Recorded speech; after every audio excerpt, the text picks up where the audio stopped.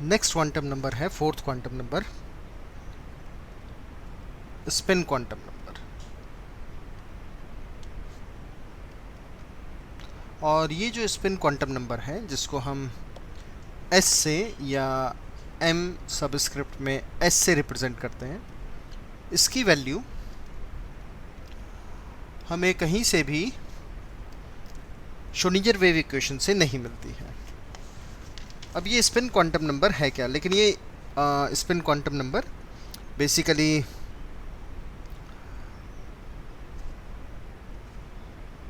एक additional quantum number है जो हमें कंप्लीट इंफॉर्मेशन ऑफ इलेक्ट्रॉन तक पहुंचने के लिए ज़रूरी है।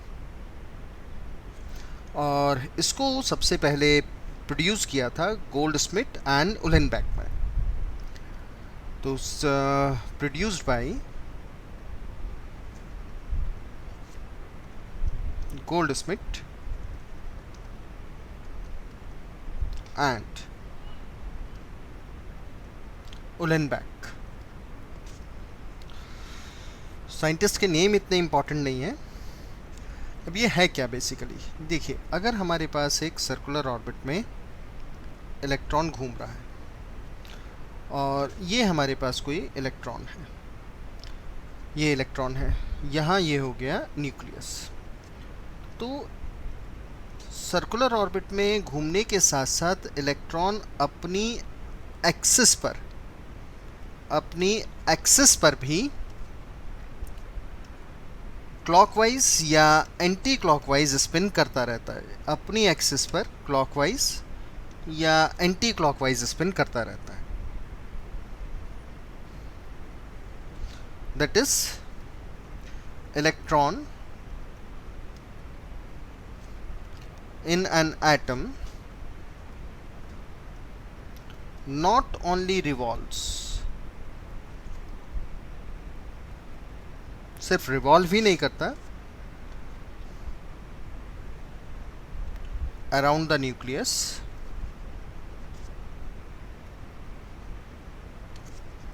but also spin,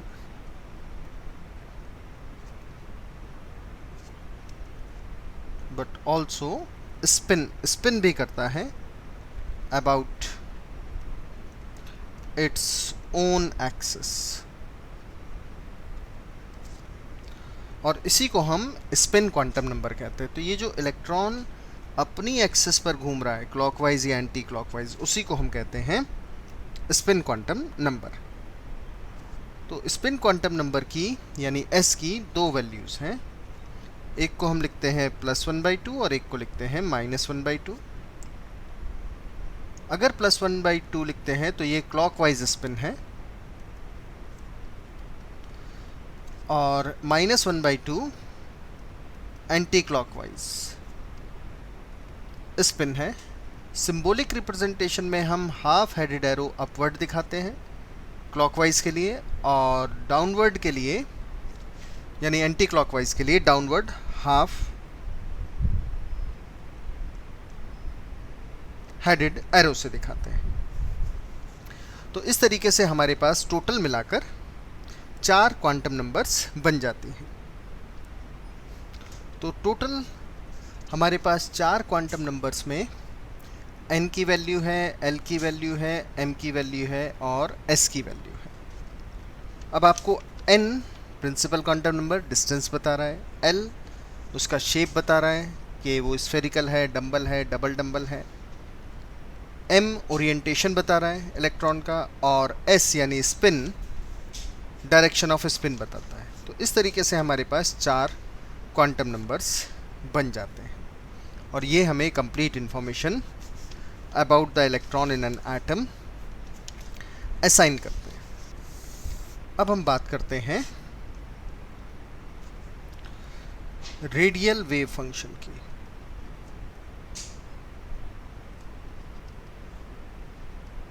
radial wave function, orbital wave function के साथ radial wave function. Radial wave function basically Sai का ही कन्वर्जन है। साई हमें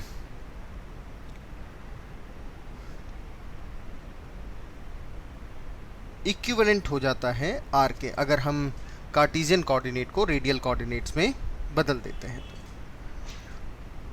तो ये पार्ट तो सिलेबस का एज सच नहीं है कि कैसे बदला जाता है, but radial wave function is as good as the psi orbital wave function. तो साई हमारे पास जैसे n और l पर डिपेंड करता है, वैसे ही r भी हमारे पास n, l पर और m पर डिपेंडेंट है। तो जैसे ग्राफ आपको साई के मिलते हैं वैसे ही ग्राफ आपको r के भी मिलेंगे। तो अगर हम यहाँ पर लिख दें r10, तो r10 लिखने का मतलब हो गया हमारे पास 1s ऑर्बिटल है, और r के साथ जो हमें ग्राफ मिलेगा वो 1s का ऐसा मिलेगा। अगर हम ग्राफ बनाएं r20 यानी 2s का ग्राफ, तो हमें ग्राफ ऐसा मिलता है r वर्सेस r का। अगर हम r30 लिखें यानी ये 3s है, तो हमें ग्राफ ऐसा मिलता है। और अगर हम मान लो ग्राफ r21 लिख लें, तो 21 लिखने का मतलब हो गया 2p, तो 2p ऑर्बिटल का ग्राफ हमें ऐसा मिलता है। तो ये ग्राफ वही है जो हमारे पास साई के थे, लेकिन जैसे हमें साई की कोई सिग्निफिकेंस नहीं थी, वैसे ही रेडियल वेव फंक्शन की भी कोई सिग्निफिकेंस नहीं है, क्योंकि इसमें प्रोबेबिलिटी की वैल्यूज़ नेगेटिव भी आ रही हैं और क्लोज टू न्यूक्लियस पहुंचते हैं, तो इलेक्ट्रॉन के मिलने की पॉसिबिलिटी मैक्सिमम होती है, जो होनी चाहिए मिनिमम। अब इसमें जैसे हमने पहले बताया कि दो ऑब्जेक्शंस थे। पहला ऑब्जेक्शन था close to nucleus electron density should be minimum, but graph में आ रही है मैक्सिमम वैल्यू। और दूसरा ऑब्जेक्शन था कि r की वैल्यू यानी प्रोबेबिलिटी डेंसिटी की वैल्यू नेगेटिव नॉट पॉसिबल। तो जैसे हमने साई का स्क्वायर किया था, वैसे ही अब हम यहाँ r का स्क्वायर कर देंगे प्रोबेबिलिटी डेंसिटी। तो नेक्स्ट हो गया हमारे पास r square n l and m, और ये हो गया हमारे पास प्रोबेबिलिटी डेंसिटी। हम जानते हैं कि इससे ऑब्जेक्शन नंबर 2 हमारा ख़त्म हो गया था। अब अगर हम r स्क्वायर 10 वर्सेस r मतलब 1s का ग्राफ लेते हैं, तो हमें ये ग्राफ ऐसा मिला, और 2s का ग्राफ में अब हमें कोई भी नेगेटिव कोऑर्डिनेट नहीं मिलता। तो r स्क्वायर 20 मतलब 2s का ग्राफ हो गया वर्सेस r, और अगर हम r स्क्वायर 30 का ग्राफ लें, तो हमें ये ग्राफ ऐसा मिलता है 3s का ग्राफ। तो अब सेकेंड ऑब्जेक्शन तो ख़त्म हो गया, लेकिन एक ऑब्जेक्शन अभी भी रहा कि जैसे ही हम r इज इक्वल्स टू 0 चलेंगे, तो r square n l m की वैल्यू मैक्सिमम आती है, विच शुड बी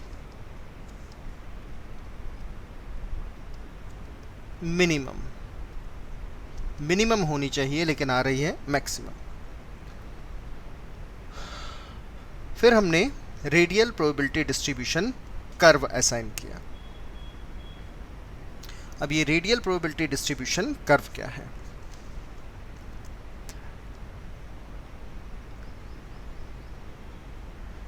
तो अब हम क्या करते हैं, हम एक कंसिडरेशन लेते हैं। Let us consider the space around the nucleus to be divided into a large number of thin concentric ring,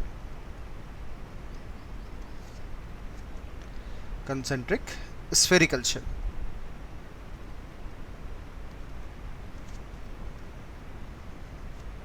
of thickness dr। मतलब ये कि हमारे पास यहाँ सेंटर में न्यूक्लियस है और ये हमारे पास एक शेल है, लेकिन हम जानते हैं कि प्रोबेबिलिटी की वजह से हम एग्जैक्टली लोकेशन इलेक्ट्रॉन की नहीं बता सकते। तो हमने क्या किया, हमने वो रीजन लिया dr जहाँ पर हमें इलेक्ट्रॉन के मिलने की प्रोबेबिलिटी हो, ये dr ले लिया। मतलब न्यूक्लियस से अगर हम यहाँ का डिस्टेंस लें r, तो न्यूक्लियस से यहाँ तक का डिस्टेंस होगा r plus dr।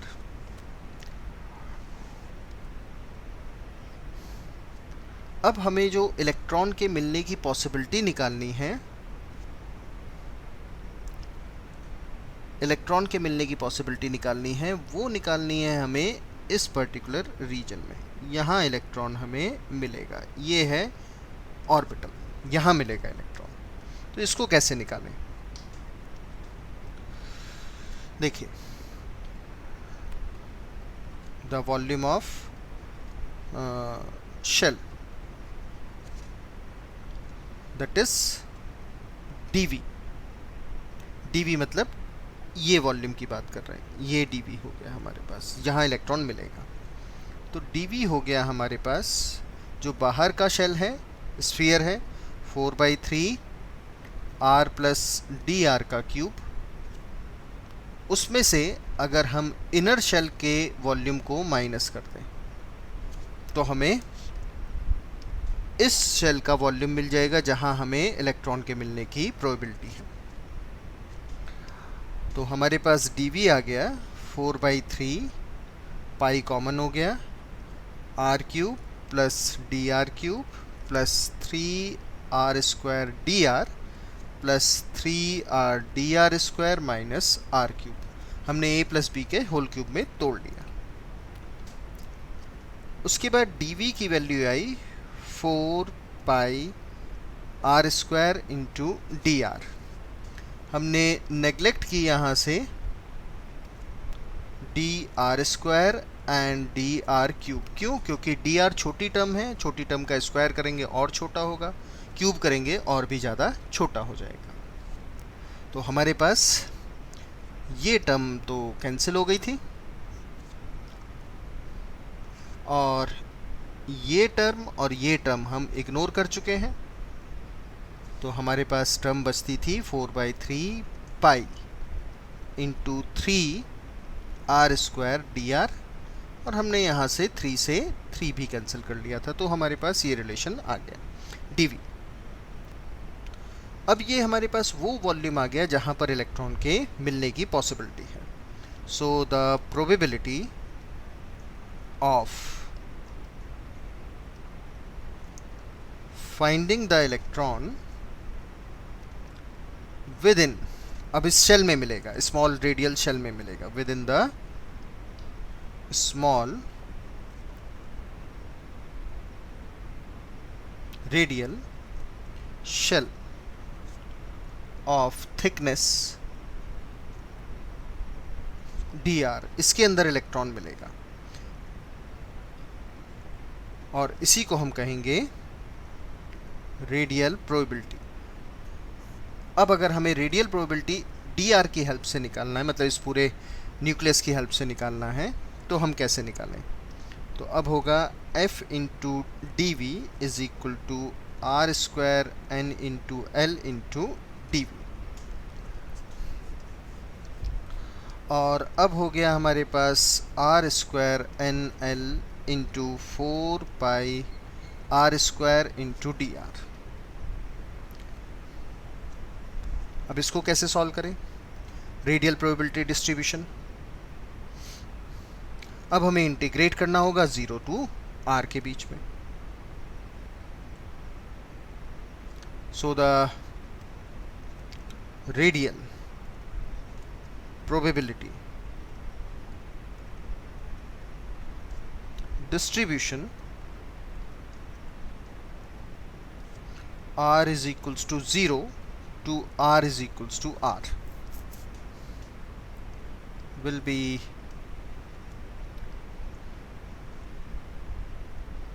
given by the summation of all the probability distribution.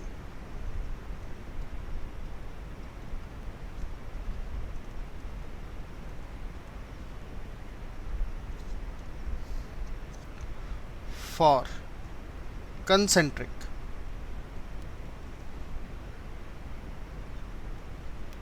radial shell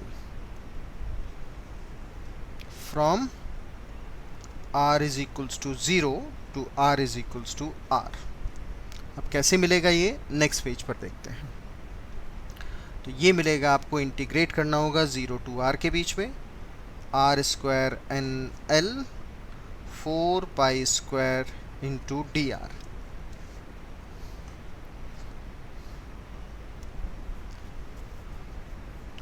अब हम directly radial probability distribution curve पर आ गए. So the radial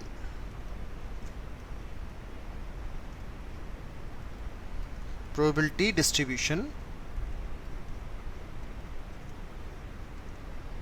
of electron may be obtained by plotting the function 4 pi r square into capital R square against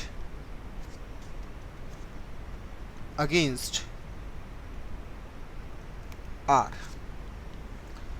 तो basically इस expression में जब हमने इंटीग्रेट किया 0 टू r के बीच में, तो ये वैल्यू तो आपको दे रही है प्रोबेबिलिटी जिसकी वैल्यू है पॉजिटिव हमेशा, और यहाँ से आपको वो लोकेशन मिली जहाँ इलेक्ट्रॉन मिलेगा. तो लोकेशन भी मिल गई, पॉजिटिव वैल्यू भी मिल गई. अब देखते हैं हमें ग्राफ कैसे मिलते हैं. तो अब अगर हम ग्राफ बनाते हैं 4 pi r square into capital R square for 1 0 मतलब 1s के लिए विद द r डिस्टेंस. तो इस बार हमें ग्राफ ऐसा मिलता है, और ये बहुत अच्छा ग्राफ है क्योंकि ये सारी इंफॉर्मेशन करेक्ट दे रहा है.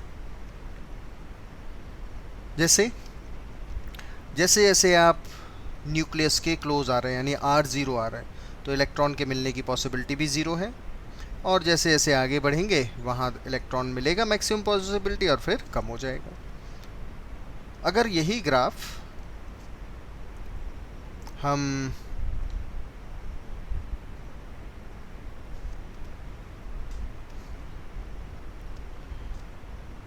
Four pi r square into r 2 के लिए बनाते, यानी 2s के लिए बनाते, ये 1s का ग्राफ है 2s का, तो 2s का ग्राफ हमें मिलता है कुछ इस तरीके से. अब हमें सारी इंफॉर्मेशन करेक्ट मिल रही है क्योंकि न्यूक्लियस के पास इलेक्ट्रॉन के मिलने की पॉसिबिलिटी 0 है. देखिए 0 आ गई, और सारी वैल्यूज़ क्या हैं, पॉसिबल पॉजिटिव वैल्यूज़. इसी तरीके से अब हमारे पास सारे ग्राफ सही आते हैं. अगर हम 4 pi r square into r square का ग्राफ लें फॉर 3 0 यानी 3s के लिए, तो हमें ऐसे ग्राफ मिलते हैं.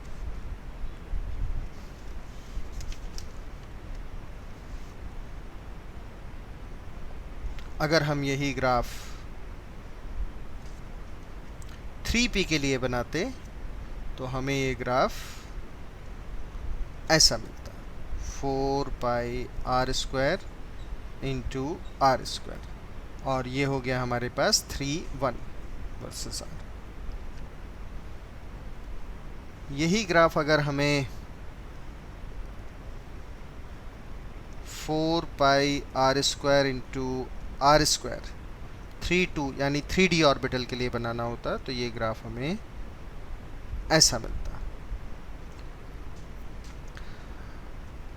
अब अगर हम देखें तो हमारे पास 1s का ग्राफ और 3D के ग्राफ एक जैसे दिख रहे हैं, पर दोनों में डिफरेंस क्या है? Mainly 1s will be closest to the nucleus and 3D third shell में पड़ेगा, थर्ड शेल की सब शेल में यहाँ, यानी पीक जो मिलेगी आपको वो न्यूक्लियस से दूर जाकर मिलेगी यहाँ, और इसमें पीक पास मिल जाएगी।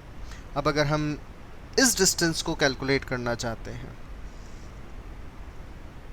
ये डिस्टेंस, तो हम hydrogen atom Bohr's atomic model से कैलकुलेट कर सकते हैं। कैसे कैलकुलेट करेंगे इसके लिए? तो बहुत सिंपल है, R is equals to r naught into n square by z, और n की वैल्यू 1, हाइड्रोजन एटम है तो Z भी 1, तो R is equals to r naught यानी 0.529 एंगस्ट्रॉम होगा, तो यहाँ से यहाँ तक की डिस्टेंस 0.529 एंगस्ट्रॉम बन जाएगी, ये बन गई। लेकिन यहाँ डिस्टेंस बहुत दूर आ जाएगी। अब अगर हमें कोई और भी ग्राफ बनाने हो तो हमें देखना है कि हम नंबर ऑफ पीक्स कितनी बना सकते हैं। तो नंबर ऑफ पीक है हमारे पास n-l के बराबर। अब जैसे आपसे कहा गया कि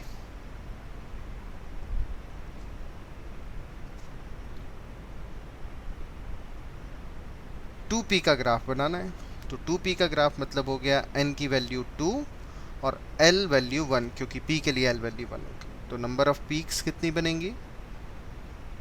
नंबर ऑफ पीक बनेंगी हमारे पास 2 माइनस 1 दैट इज़ 1। तो सिंपल सा एक ग्राफ बना देना है हमने,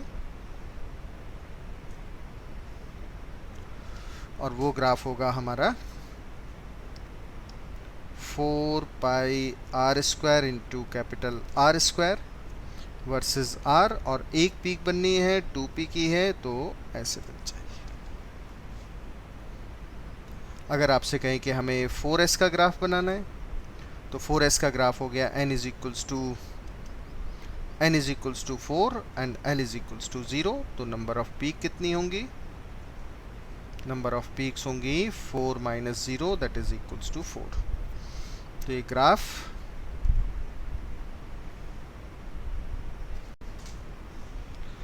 ये जो हमारा रेडियल प्रोबेबिलिटी डिस्ट्रीब्यूशन कर्व है ये एग्जैक्टली या कन्फर्मली एकदम करेक्ट इन्फॉर्मेशन दे रहा है। 4 pi r square into r square versus r, 4 peak बनानी है, छोटी पीक टू बड़ी, इस टाइप से। ये 4s का ग्राफ हो गया। तो इस तरीके से हम फाइनली रेडियल प्रोबेबिलिटी डिस्ट्रीब्यूशन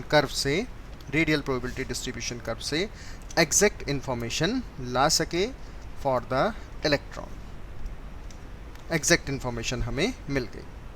चलिए अब हम बात करते हैं, जब हमें सारी क्वांटम नंबर्स की वैल्यू पता चल गई तो अब हम filling of electron in the various orbitals in an atom, इसकी बात करेंगे। So filling of orbitals in atoms कैसे हम भरते हैं? तो इसके लिए कुछ पॉइंट्स जानने ज़रूरी हैं हमारे पास। First point, in any orbital maximum 2 electrons can be filled. एक ऑर्बिटल में 2 इलेक्ट्रॉन से ज़्यादा नहीं भरे जा सकते। मैक्सिमम कितने इलेक्ट्रॉन भर सकते हैं हम? 2 इलेक्ट्रॉन किसी भी ऑर्बिटल में हम भर सकते हैं, नॉट मोर देन दैट, इससे ज़्यादा नहीं भरे जा सकते। अब यहीं पर हम अगर डिफरेंस देखें कि ऑर्बिट और ऑर्बिटल में डिफरेंस क्या है, ऑर्बिट और ऑर्बिटल में डिफरेंस क्या है? क्या डिफरेंस है ऑर्बिट और ऑर्बिटल में? फिलिंग तो ठीक है, कि हमें फिलिंग सीखनी है, लेकिन डिफरेंस क्या है ऑर्बिट और ऑर्बिटल में। तो ऑर्बिट का जो कंसेप्ट था वो था दिया था बोहर्स एटॉमिक मॉडल ने, और ऑर्बिटल की बात की गई थी श्रोडिंगर वेव इक्वेशन में। तो द फर्स्ट पॉइंट,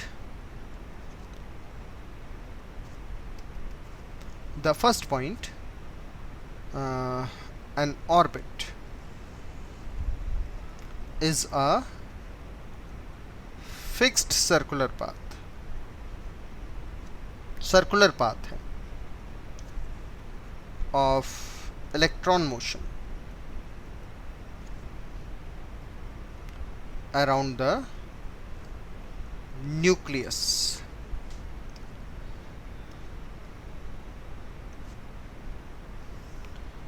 लेकिन अगर हम ऑर्बिटल की बात करें तो ये हमारे पास 3D स्पेस है,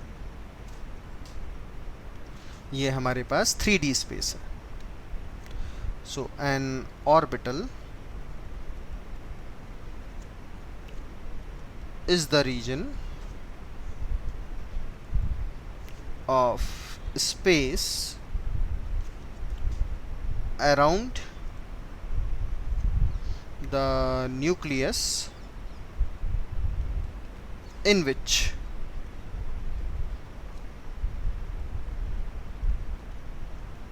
probability of finding the electron is maximum, उसको ऑर्बिटल कहते हैं।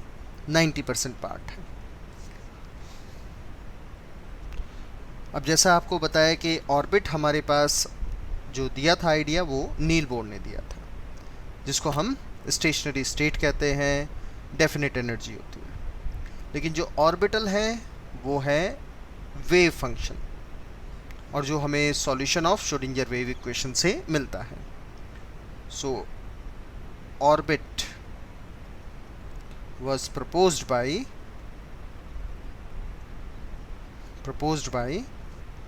Bohr's model, जिसको हम स्टेशनरी स्टेट बोलते हैं। लेकिन अगर हम ऑर्बिटल की बात करें, so orbital is a wave function psi,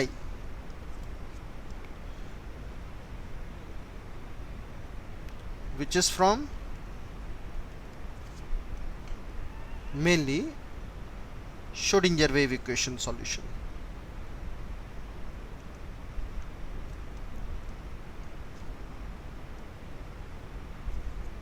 ये डिफरेंस है। थर्ड डिफरेंस पर आए, अगर हम ऑर्बिट को दिखाते हैं तो हम ऑर्बिट को सर्कुलर पाथ से, ये रहा हमारा न्यूक्लियस, और एक डॉट से दिखा देते हैं इलेक्ट्रॉन, और यहाँ से यहाँ तक की दूरी हमारे पास हो गई r। लेकिन अगर हमें ऑर्बिटल को दिखाना है तो ये होता है हमारे पास एक इलेक्ट्रॉन डेंसिटी की पॉसिबिलिटी। तो हम इसको कभी भी न्यूक्लियस के चारों तरफ सर्कुलर पाथ से नहीं, बल्कि ऐसे दिखाते हैं डॉटेड लाइन से, और ये एक पर्टिकुलर रीजन है जहां इलेक्ट्रॉन के मिलने की प्रोबेबिलिटी है। ये सर्कुलर डिस्क है, ऐसे दिखाते हैं, जिसको हमने dr कहा था कि यहाँ इलेक्ट्रॉन मिलेगा। Come to the another differences.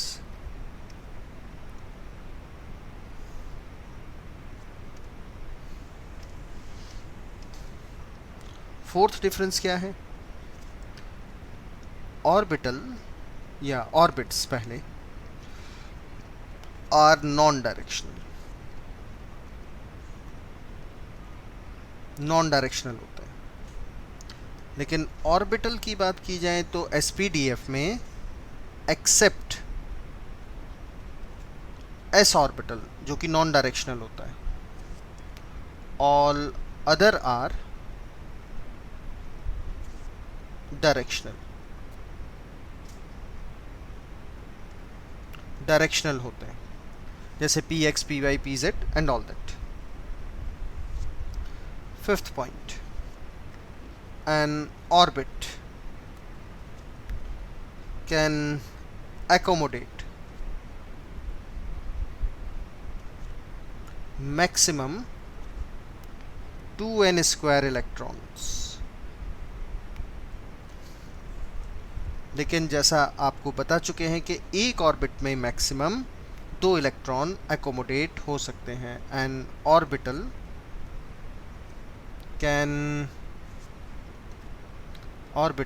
can accommodate maximum 2 electrons,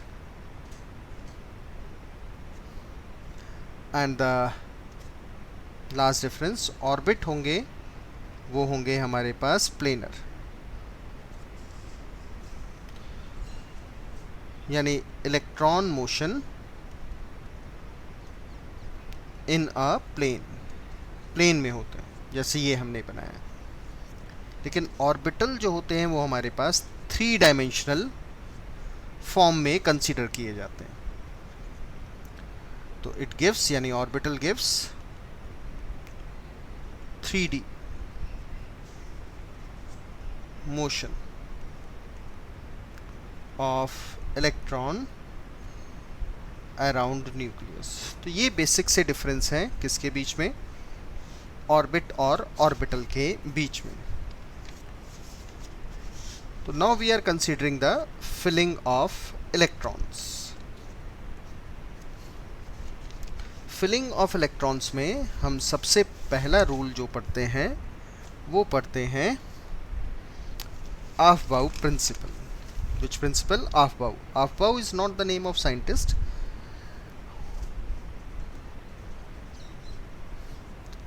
ये बेसिकली मीनिंग है बिल्डिंग अप प्रिंसिपल. Aufbau किसी साइंटिस्ट का नाम नहीं है. तो फर्स्ट रूल है हमारे पास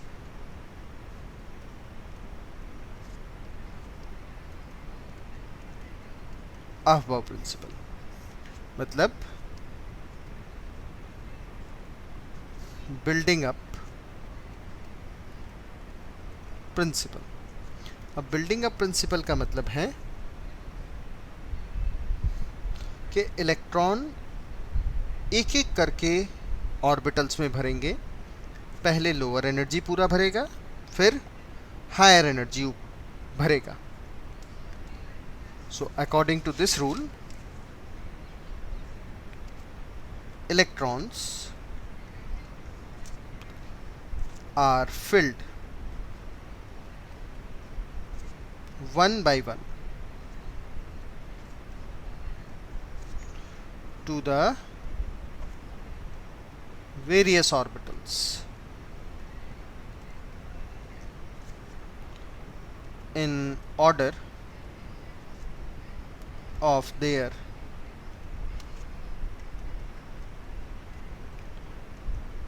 increasing value of एनर्जी.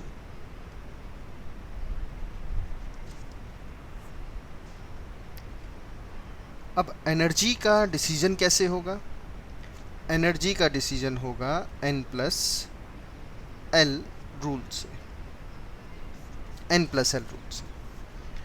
जैसे हमारे पास फर्स्ट शेल में 1s ऑर्बिटल है, सेकंड में 2s है और 2p है, 3s 3p और 3d है, 4s 4p 4d 4f हो जाता है, same 5s 5p 5d 5f. इस तरीके से ऐसे होने के लिए 5g भी हो जाएगा. लेकिन बेसिकली क्या प्रॉब्लम है कि g ऑर्बिटल अभी हमारे पास ऐसा कोई एलिमेंट डिस्कवर ही नहीं हुआ जिसमें g ऑर्बिटल भी हो, तो हम f तक ही लिखकर छोड़ देते हैं. जब हमें इलेक्ट्रॉन भरना होगा तो हम लोअर एनर्जी पर पहले और फिर हायर एनर्जी पर. अब वो भरा कैसे जाएगा ये देखते हैं. तो फिलिंग हम इस तरीके से करते हैं. सबसे पहले 1s, उसके बाद 2s, फिर 2p एंड 3s, फिर 3p एंड 4s, फिर 3d, 3p, 3d, 4p and 5s and so on. फिर इसके बाद इधर आ जाएगा, यानी जब हम भरेंगे तो यहाँ 6s भी कट करेगा। इस तरीके से इलेक्ट्रॉन भरेंगे। तो एनर्जी लेवल हमारे पास 1s सबसे कम, 2s, 2s के बाद 2p, उसके बाद 3s, 3s के बाद 3p, 3p के बाद 4s, 4s के बाद 3d, 3d के बाद 4p, 4p के बाद 5s एंड सो ऑन। इस तरीके से इलेक्ट्रॉन भरेंगे। तो हम कैसे भरेंगे? इधर से आए और बिना किसी को कट किए हुए वापस चले गए, मतलब कुछ इस तरीके से ऐसे आए और ऐसे चले गए, फिर यहाँ से आए, कट कर दिया, फिर इधर से चले, इधर मुड़ गए और इधर टर्न लेकर फिर हमने कट कर दिया, फिर ऐसे ही जाना है हमने और फिर ऐसे आना है, फिर ऐसे जाना है बिना किसी को कट किए हुए, फिर कट करते हुए। तो जब वापस जाएंगे तो कट नहीं करेंगे, वापस आएंगे मतलब कट तो कट करते हुए आएंगे। इस तरीके से हमारे पास n+l यानी बोरबरी रूल मिल जाता है कि हमें पहले किसको भरना है फिर किसको भरना है। लेकिन इसमें भी कुछ चीज़ों का ध्यान रखना है। फॉर हाइड्रोजन और लाइक एटम्स, अगर हमारे पास हाइड्रोजन और लाइक एटम्स हैं, मतलब सिर्फ मोनो इलेक्ट्रॉनिक सिस्टम है जिनके पास एक ही इलेक्ट्रॉन है, एक ही इलेक्ट्रॉन, जैसे हाइड्रोजन 1h1, जैसे हीलियम प्लस, इसमें भी 1s1 है, या लिथियम +2, इसमें भी एक ही इलेक्ट्रॉन है, या बेरिलियम +3, इसमें भी एक ही इलेक्ट्रॉन है। तो ये सभी मोनो इलेक्ट्रॉनिक सिस्टम है। अगर हमारे पास कोई हाइड्रोजन और लाइक स्पीशीज है तब energy depend only on n value, not n+l value. Meaning 1s, 2s, 2p, 3s, 3p, 3d अगर ऐसे देखें तो n वैल्यू पर डिपेंड होगी सिर्फ एनर्जी, l पर नहीं। और इन दो की n वैल्यू सेम है तो इन दो की एनर्जी सेम होगी। फिर यहाँ 3s की एनर्जी 3p = 3d। लेकिन हाँ, इस मोड में बढ़ जाएगी एनर्जी, क्योंकि higher n higher will be the energy. लेकिन ये किसके लिए वैलिड है? फॉर हाइड्रोजन और लाइक एटम्स। और अगर मोनो इलेक्ट्रॉनिक सिस्टम नहीं है तो हमें अफबाउ प्रिंसिपल को ही फॉलो करना होगा, अफबाउ प्रिंसिपल को ही फॉलो करना होगा।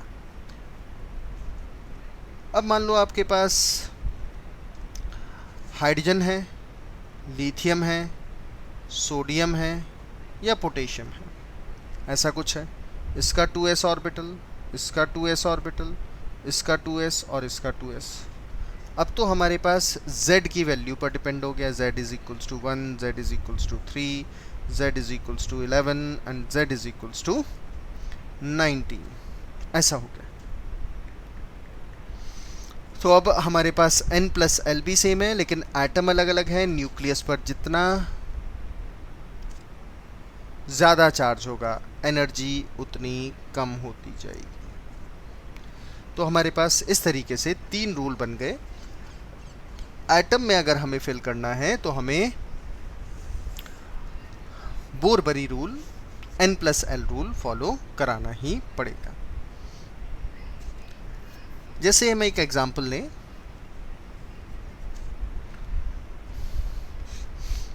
हमारे पास एटॉमिक नंबर है मान लो 12। Z इज इक्वल्स टू 12, यानी मैग्नीशियम। तो 12 इलेक्ट्रॉन भरना है। तो कन्फिग्रेशन हमारे पास है कुछ इस तरीके से, 1s 2s 2p 3s 3p 3d 4s 4p 4d 4f and so on. और आप इलेक्ट्रॉन ऐसे फिल करेंगे लाइक दिस वन। अब हमारे पास 1s ऑर्बिटल में 2 इलेक्ट्रॉन आ सकते हैं। तो 12 में से हमने 2 इलेक्ट्रॉन यहाँ भर दिए, 10 बच गए। 10 आगे चलेंगे, बोरबरी रूल यही कहता है, अबव प्रिंसिपल कि पहले लोअर एनर्जी पूरा भरिए फिर हायर एनर्जी पर आइए। एस के एक ही ओरिएंटेशन है, इसमें 2 इलेक्ट्रॉन, 4 इलेक्ट्रॉन पूरे हो गए, 8 बचे। अब हम आते हैं 2p में। हम जानते हैं कि p के 3 ओरिएंटेशन होते हैं, यानी 3 ऑर्बिटल होते हैं, px py pz। मैक्सिमम हम इसमें 2 इलेक्ट्रॉन, इसमें 2 इलेक्ट्रॉन, इसमें 2 इलेक्ट्रॉन, यानी एक ऑर्बिटल में 2 इलेक्ट्रॉन भर सकते हैं। यानी p में कुल मिलाकर 6 इलेक्ट्रॉन भर सकते हैं।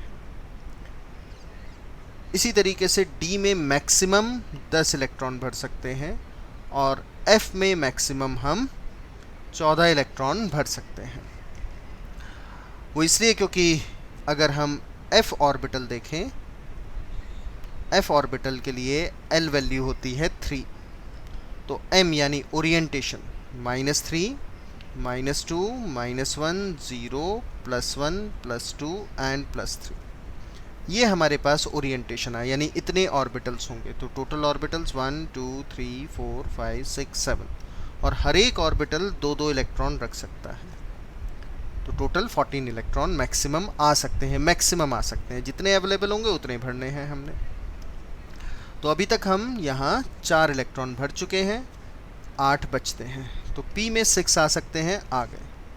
10 इलेक्ट्रॉन टोटल हो गए, 2 इलेक्ट्रॉन्स आर लेफ्ट आउट, इसमें 2 बचते हैं अभी।